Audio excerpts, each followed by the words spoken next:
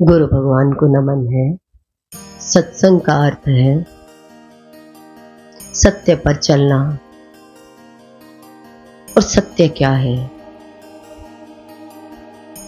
सत्य गुरु है। जब हमारे जीवन में गुरु आते हैं तो समझ लो कि हमारे जीवन में सत्य का आगमन हुआ। जब जीवन में सत्य आ जाए, प्रमाण है गुरु का आना, सत्य का जीवन में आना, प्रकाश का जीवन में आना। हम अपने जीवन में जब गुरु की आज्ञा में चलते हैं तो समझ लो प्रकाश के साथ चलने लगे। जीवन में अंधकार था, प्रकाश का आगमन हुआ। तो ये हमें शरीर मिला। शरीर को क्या कहते हैं? रथ। कहीं भी जाना होता है तो हम कहते हैं रिक्शा हो, तांगा हो, गाड़ी हो, कुछ भी हो, तभी हम कहीं जा सकते हैं। तो भगवान की तरफ चलने के लिए हमें ये रथ मिला, शरीर रूपी रथ। अब इस शरीर में, इस रथ में क्या है? घोड़े भी हैं, इसके ऊपर चलाने वाला मन, लगाम और बुद्धि भी है, समझ देने वाला। और इसके पीछे जो बैठा है वो आत्मा है। अब हमें अपनी आत्मा की तरफ जाना है तो हमें रथ को कहां घुमाना होगा? बाहर की तरफ या अंदर की तरफ? शरीर रूपी रथ को हम घोड़े को बाहर की तरफ दौड़ा रहे हैं, मन को बाहर की तरफ लेकर जा रहे हैं। और आत्मा रूप से परमात्मा हमारे अंदर बैठे हैं, इस शरीर के अंदर। पर रथ बाहर की तरफ दौड़ रहा है। जब गुरु जीवन में आते हैं तो हमें यात्रा करनी सिखाते हैं। कहते हैं जो आप यात्रा कर रहे हो, जिधर की तरफ जा रहे हो, देखिए हर व्यक्ति इस रथ को दौड़ा रहा है सुख की तलाश में। मन सुखी हो जाए, बुद्धि शांत हो जाए। आत्मा सुख स्वरूप है। पैसेंजर जो गाड़ी में बैठा है, जाना किसको है? पैसेंजर जो अंदर बैठा है। मन और बुद्धि को किससे मिलना है? उसी आत्मा से। तो रथ को जब तक हम बाहर की तरफ दौड़ाएंगे तब तक हम कभी, हमारा मन और बुद्धि सुख में नहीं आ सकते। कारण क्या है? रथ का बाहर की तरफ दौड़ना। सत्य अंदर है और तलाश सत्य की बाहर है। अब हम देखें, गुरु आए तो गुरु ने हमें बताया इस रथ को कैसे चलाना है, अपने मन की लगाम को कैसे वश में करना है। जब तक ये लगाम, घोड़े की लगाम वश में नहीं होगी तो घोड़े बाहर की तरफ ही दौड़ेंगे। उन्हें नहीं मालूम हमें कहां जाना है, उसको कौन लेके जाएगा। घोड़ों को वश में करने के लिए इस मन को समझदार बनाना पड़ेगा, बुद्धि को ज्ञान देना पड़ेगा। गुरु हमें जब ज्ञान देते हैं तो बुद्धि से देते हैं, समझाते हैं कि इस रथ का मुख, इन घोड़ों का मुख अपनी तरफ करो, अपने मन को वश में करो। देखिए, आप कभी बच्चे को देखते हो, हम बच्चे को कहीं लेकर जाते हैं तो उसे अपनी कोई भी टॉयज दिखाई देता है तो वो उधर भागता है। उसे नहीं मालूम वो मम्मा को भी छोड़ देगा, पापा को भी। उसे क्या चाहिए? उसे तो टॉयज चाहिए। मन किधर दौड़ेगा? उसकी तरफ। वो मम्मी की भी उंगली छोड़ देगा, दुकानदार के पास भाग जाएगा कि मुझे ये चाहिए। उसे नहीं परवाह है, संसार की तरफ है। हम संसार की तरफ ही देखते रहते हैं। अब मन को हम ये भी कह सकते हैं कि ये चीज़ अच्छी लग रही है, पैसा हमारे पास है नहीं पर हमें तो अच्छी लग रही है, हमें तो चाहिए। कोई बात है, किसी के पास चेकबुक है और बैंक में पैसे नहीं है, वो चेकबुक काम क्या आएगी। ऐसे ही हमारे जीवन में हमें आत्मा का ज्ञान नहीं होगा तो ये मन बुद्धि और शरीर कितने भी बाहर दौड़ते रहे, किसी भी चीज से हमें सुख नहीं मिलेगा, क्योंकि सुख तो आत्मा में है। सुख किस में है? अपनी आत्मा में। भगवान कहाँ बैठे हैं? हमारे अंदर। हम भगवान को बाहर ही ढूंढ रहे हैं। तो हमें ये समझ होनी चाहिए कि देखिए, हमारी बुद्धि सब कुछ समझती है कि जिस चीज की तरफ हम भाग रहे हैं उसमें है कुछ भी नहीं। कितने भी बड़ों से पूछ लो कि क्या तुम्हें ये कुछ मिला इधर जाके, सबका अनुभव है। आप अपने बड़ों से अनुभव ले तो बड़ों का अनुभव क्या होगा, इसमें कुछ नहीं है। पर क्या मनमानी करने वाला बच्चा माँ बाप की आज्ञा में चलेगा? नहीं, उसे तो अपने मन के अनुसार चलना है, अपने घोड़े को अपने अनुसार चलाना है। हर एक व्यक्ति संसार में चल रहा है, कोई नौकरी पर जा रहा है, कोई बिजनेस पर जा रहा है। सब जा किस लिए रहे हैं? सुख की तलाश में। और किसी को सुख नहीं मिलने वाला। खूब पैसे वाले लोग मार्केट में बैठे हैं, खूब गरीब उसी मार्केट में काम कर रहे हैं। किसी के पास कोई सुख नहीं है। सब एक दूसरे की नकल करके भाग रहे हैं, पर कोई किसी से शिक्षा नहीं ले रहा। हर एक व्यक्ति शरीर वाला शरीर के पीछे ही भाग रहा है। कहते इसे मिला ना मिले, हमें तो मिल ही जाएगा। मन वाला मन वाले को समझाता मिलेगा, इसके मन को कुछ मिला ना मिले, मेरे मन को तो सब कुछ मिल जाएगा। हर एक की बुद्धि हर एक को समझाती है, पर जब तक ये शरीर और मन बुद्धि दूसरे को समझाता रहता है, तब तक क्या उसने सत्य को जाना? गुरु हमें समझाते हैं। देखिए, गुरु ने अनुभव किया, वो हमें बाहर की तरफ नहीं अंदर की तरफ मोड़ते हैं। वो क्या कहते हैं? अंदर ही है तुम्हारे परमात्मा। पर जैसे बच्चा एक स्कूल की आज्ञा में चलता है, टीचर की आज्ञा में चलता है, पर वो बच्चा है, ऐसे ही हमें भी अपने बचपन में लौटना है। बच्चा बनकर के जब हम गुरु की आज्ञा में चलते हैं, तभी हम उस आत्मा तक पहुंच पाएंगे। एक बच्चे को पढ़ाई करनी है तो टीचर की आज्ञा में चलेगा, पर उसे उठना भी अच्छा नहीं लगता, बैठना भी अच्छा नहीं लगता, बुक्स भी अच्छी नहीं लगती, सब कुछ मन के अपोजिट है।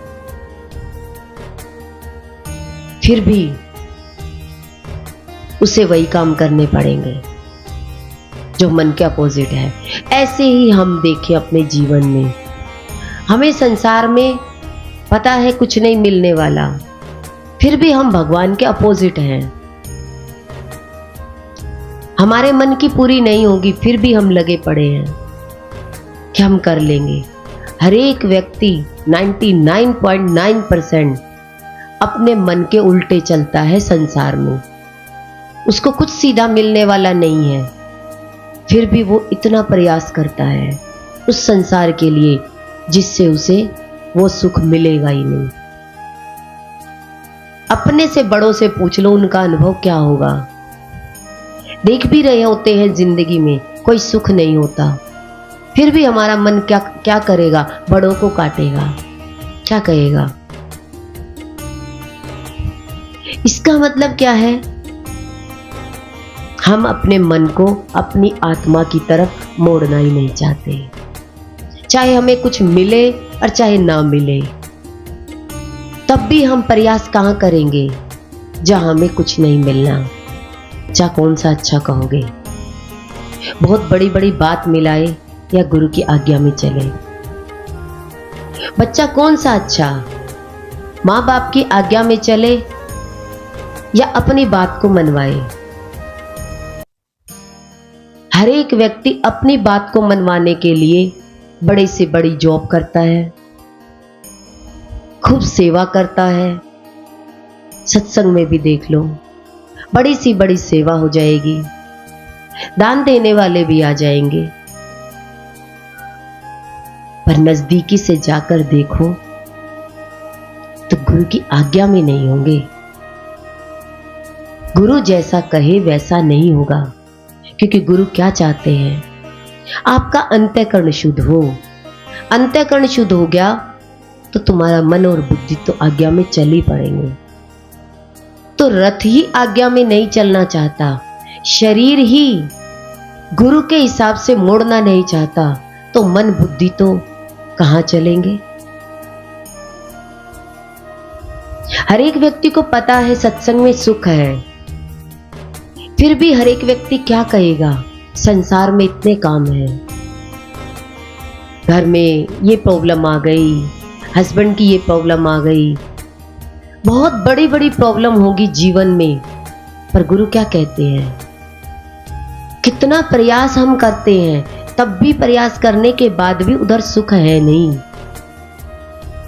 इस रथ को संसार की तरफ मोड़ने में सुख है नहीं, सुख तो अपने अंदर ही, अंदर मोड़ने में ही है, मन और बुद्धि को बच्चा बनाने में ही है। देखिए बचपन कैसा होता है। माँ ने कहा यहां बैठ जाओ, मुझे तुझे नहलाना है, तुझे खिलाना है, वो वहीं बैठा रहेगा, बचपन इसे कहते हैं। आपको कहा जाए कि बचपन में आ जाओ, तो आप बचपन की हरकतें करने लग जाओगे और ये अपने आप ही बोलने लग जाओगे, गुरुजी मैं तो आपका बच्चा हूं। गुरुजी को तो मालूम ही नहीं है आप उसके बच्चे हो। माँ बाप को तो पता ही नहीं है कि तुम हमारे बच्चे हो। बच्चे कहने लग जाए मैं तो आपकी छोटी बच्ची हूं, मैं तो आपका छोटा बेटा हूं। माँ बाप को तो मालूम ही नहीं है। ये शब्द हमें कितने अच्छे लगेंगे माँ बाप को जब बच्चा ये कहे। हर एक बड़े आदमी से पूछ लो, वो संत के पास भी जाएगा तो एक ही बात कहता मिलेगा, हमने धूप में सफेद बाल नहीं किए, उम्र पाई है। हम संत तुकाराम को भी जानते हैं, सूरदास को भी जानते हैं, मीराबाई को भी जानते हैं, हमने बहुत सुना है, चले तो नहीं। जीवन कैसा है? उन्होंने तो अपने जीवन को दिखाया। हमारा प्रैक्टिकल जीवन कितना है? हर एक व्यक्ति कहते हैं गुरुजी हम तो आपके हैं। अच्छा किसमें लगे? अच्छाई तो उसमें है। अपने आप चीज उठाकर खाना तो बहुत आसान है, कोई दूसरा व्यक्ति आपको दे और तब उसको खाए, तब है मजा। तभी कहते हैं बचपन लौट आया, बचपन आ गया। बच्चे को देखकर सीख जाओ, बच्चा आपकी आज्ञा में ही चलता है। हम गुरु की आज्ञा में चलते हैं। गुरु कहेंगे तो हम क्या कहेंगे? शरीर से हम नहीं चल सकते, मन से चल लो। मन भी फिर कहेगा लगता नहीं है भगवान में, कोशिश तो बहुत करते हैं पर लगता नहीं है।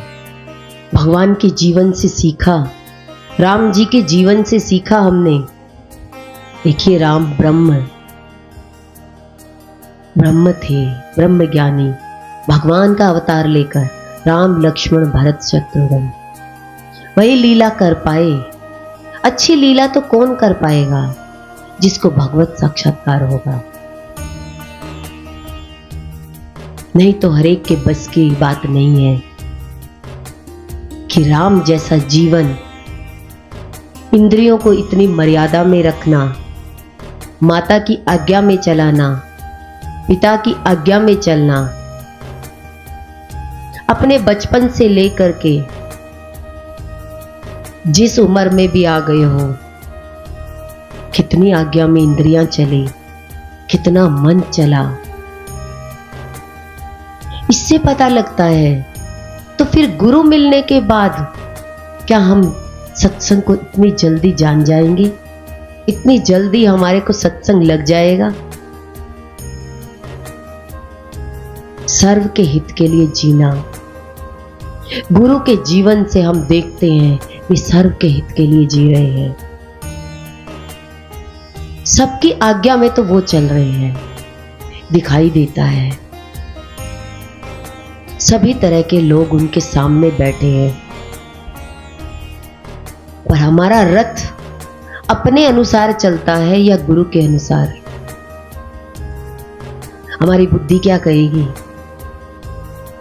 हमारा मन क्या कहेगा? इंद्रिया या इधर की तरफ जाए तो सुख मिलेगा, भगवान कहेंगे नहीं मिलेगा। पर क्या मन इतना जल्दी मान जाएगा नहीं मिलेगा? मन अपनी मनमानी करके देखेगा। तो भगवान ने ये शरीर रूपी रथ दिया कि इसको भगवान की तरफ कब लेकर चलोगे? देखिए, आपको लेकर चलना है इस रथ को। किधर लेकर जाना है? किधर लेकर जाना है? अपनी आत्मा की तरफ। उसमें चलना है या रुकना है, मुड़ना है? अपनी इंद्रियों को, अपने मन को, अपनी बुद्धि को गुरु की तरफ मोड़ना है। जब इंद्रियां और मन और बुद्धि गुरु की आज्ञा में चलने लगी तो समझ लो आपके जीवन में प्रकाश आ गया। जिसके जीवन में प्रकाश आ जाता है उसका अंधकार दूर हो जाता है। हमारी दृष्टि भगवान की तरफ हो गई। अब संसार पीछे चलेगा। जब भगवान का रथ आगे चलता है तो संसार पीछे पीछे चलता है। बस इतनी ही हमें गुरु की आज्ञा में चलना है। तो समझ लो आपका रथ, आपका तांगा किसकी आज्ञा में चलने लगा? भगवान की आज्ञा में। आपके जीवन में आपको सफलता मिलनी शुरू हो जाएगी। देखिए, इंद्रियों का भी सम्मान होने लग जाएगा। गुरु सम्मान से आपको ये चीज देना चाहते हैं। संसार चाहिए, सम्मान से मिलेगा। हम समर्पित हो जाएं भगवान के। मनमानी करेंगे तो मन की पूरी नहीं होगी। पहले आपका मन तो चले। भौरा फूल पर तो बैठे। भौरा सोचे कि मैं तो फूल पर बैठूं नहीं, फिर दूसरा कौन आएगा? आपके पीछे कौन आएगा? सत्य की तरफ चलना ही सत्संग है। पर हम अपनी बुद्धि को देखें। ये चालाक बुद्धि कितने बहाने लगाती है। शरीर को रोकने के लिए कितने लोगों का साथ ढूंढती है।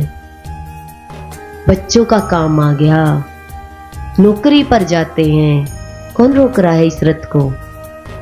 आपके रथ को कौन रोक रहा है? आपकी बुद्धि ने ही आपके रथ को रोक दिया। बुद्धि ने आज्ञा दे दी मन को, और मन ने अपनी इंद्रियों को रोकने का साधन ढूंढ लिया।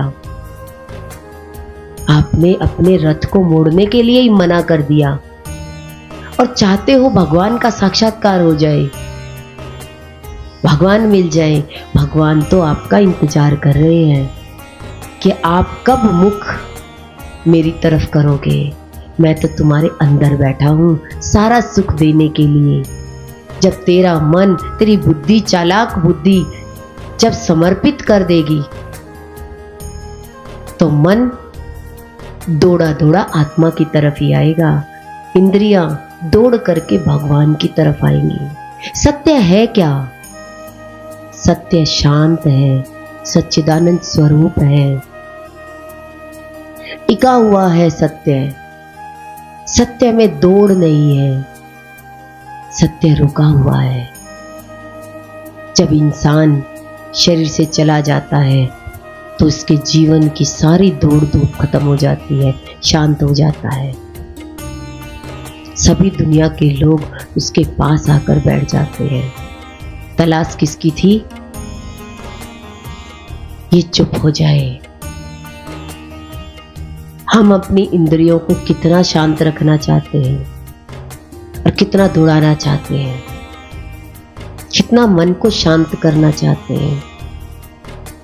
बुद्धि जब तक ज्ञान नहीं सुनेगी, जब तक सत्संग को ग्रहण नहीं करेगी, और सत्संग का मतलब है आज्ञा में चलना। सत्संग का मतलब यही नहीं है कि सुना और अपनी मनमानी से चले। देखिए, संसार है जिसमें आपने किसी की नहीं माननी है, आप मनमानी करते हो, वो संसार है। कोई भी व्यक्ति नौकरी नहीं करना चाहता, कोई व्यक्ति बिजनेस नहीं करना चाहता, कोई नहीं चाहता हमें सुबह उठकर नौकरी पर जाए, स्कूल में जाए, मन नहीं चाहता उठना, फिर भी माँ बच्चे को उठा देती है, स्कूल जाना है। वो मन से गया या बिना मन से गया। 99.9% व्यक्ति बिना मन के काम कर रहा है। किसी को अच्छा नहीं लगता कि हम मेहनत करके कमाएं, सब बिना मेहनत के बैठे बिठाए खाना चाहता है। और कोई आपको संसार में बिना मेहनत के ना रोटी देगा, बिना मेहनत के ना आपको सोने देगा, शांति से बैठने ही नहीं देगा। गुरु हमारे को सत्य में टिकाना चाहते हैं। सत्संग एक ऐसा है जिसमें हम शांति से बैठ सकते हैं, और कोई आपको शांति से बैठने नहीं देगा। आप ही अपने आप को शांति से नहीं बैठने देंगे। आपकी बुद्धि, चालाक बुद्धि क्या कहेगी? चलो इससे कुछ मिलेगा, ये करते हैं इससे कुछ मिलेगा। गुरु क्या कहते हैं? आप शांत सच्चिदानंद स्वरूप हो। मौन ही परमात्मा है, टिका हुआ व्यक्ति ही परमात्मा है। देखिए, ट्रेन चलती है तो पटरी कैसी है? साथ चल रही है, टिकी हुई है। टिकी हुई चीज पर ही कोई हलचल वाली चीज चलती है। ऐसे ही हमारा शरीर, मन और बुद्धि शांत भाव में टिक गया तो हमें आत्मा का साक्षात्कार हो जाएगा। चलायमान कौन है? हमारा मन। हम कहें ये दुनिया तो इतनी दौड़ रही है, हमें भी तो दौड़ना है। गुरु कहते सत्संग में आ जाओ, दौड़ कम हो जाएगी, मिलेगा उतना ही जितना आपको चाहिए। जितना ज्यादा शांत होते जाएंगे उतने ही प्रकृति दासी बनकर आपकी सेवा करने लगेगी। अब अपने आप से देखो, आपका मन शांति से बैठना चाहता है या हलचल में रहना चाहता है? सत्य सत्य मिलता है। दो साधु शांत होकर बैठते हैं और दो अज्ञानी लड़ाई करके बैठेंगे। दो अज्ञानी कौन है? दो शरीर भाव में, दो मन से मिले हुए, दोनों की बुद्धि चालाक। आत्मा तो शांत स्वरूप है। अब झगड़ा किस में होता है? जब भी शरीर से लड़ो तो समझ लो हम अज्ञानी हैं। जब भी मन दुखी करे तो सोचना क्यों मैं अज्ञानता में आ रहा हूं। जब भी कोई बुद्धि, अरे उसके पास इतना है, मेरे पास कुछ भी नहीं है, मेरे पास भी ऐसा होना चाहिए। गुरु यही कहते हैं, इतनी चालाक मत करो। वो चालाकी से कुछ भी कमा रहा है, एक दिन उसे भी शांत होना पड़ेगा। ये चालाक बुद्धि भी फेल हो जाएगी। आत्मा के आगे ये शरीर, मन और बुद्धि फेल है। एक बच्चा रोज स्कूल में टीचर को बहाने बनाने लग जाए, मंडे यूं नहीं आ पाए, ट्यूसडे यूं नहीं आ पाए, वेडनेसडे यूं नहीं आ पाए, थर्सडे यूं नहीं आ पाए, कारण ही गिनाता चला जाए, और संडे को भी ऐसा हो गया कि हम नहीं आ पाए, तो गुरु क्या कहेंगे? तुम्हारी बुद्धि बड़ी चालाक है। बाहर दौड़ते दौड़ते अपना 100 साल का जीवन लगा दिया, पर मिला कुछ भी नहीं। ना संसार मिला और ना ही अपने अंदर बैठा परमात्मा उससे मिल पाए। मानव चोला बड़ा दुर्लभ है। ये रथ मिलना बहुत दुर्लभ है। इसी रथ में बैठ करके ही हम अपनी आत्मा से मिल सकते हैं। देखिए, आपके घर के आगे गाड़ी खड़ी हो, काम किसी के भी ना आए तो गाड़ी किस काम की। ऐसे ही भगवान के सामने हम खड़े हों, हम भगवान के काम ही ना आए तो आपका रथ तो बेकार है। भगवान के कहाँ काम आए? ना तो आपका शरीर ही काम आया भगवान के, और ना ही आप अपने मन को, अपनी इंद्रियों को रथ चलाना ही सीख पाए, ना ही आपकी बुद्धि ज्ञान को प्राप्त कर पाई, ना तो गाड़ी चलानी आई और ना ही आपको अपनी लगाम वश में करनी आई। बुद्धि से लगाम वश में करना सीखो, वो गुरु ही सिखा सकते हैं। आप क्या कहेंगे, गुरुजी हम बिना शरीर के आप सिखा देंगे? आपको किसी से गाड़ी सीखनी है तो आप क्या करो, उस ड्राइवर से क्या सीखो? गाड़ी चलाने वाला आपको ये कह दे कि हम आपको ओरल में सिखा देंगे। इसमें क्या होता है? क्लच होता है, रेस होती है, और क्या होता है? ब्रेक। ये होता है, और आपको ऐसे ऐसे घुमाना है, बस आ जाएगी ना आपको गाड़ी चलाने, बहुत सुंदर चलाओगे। अब गाड़ी उठाना, कहते आ गई, मुझे गाड़ी मिल गई, हमारे घर में ही थी। हम भगवान में क्या चाहते हैं? गुरुजी आप हमें सत्संग ऐसे ही बता दो, तुम आत्मा हो। ये हमारा भ्रम है कि हम घर बैठे गुरु की वीडियो सुन करके हम सोचे कि हमें ज्ञान लग जाएगा। ये असंभव है, ये संभव नहीं है। हमारी इंद्रियां इतनी आसानी से हमारी आज्ञा में नहीं चलेंगी। इसीलिए हमें गुरु का सानिध्य बहुत जरूरी है। गुरु के अनंत अनंत शुक्राने हैं।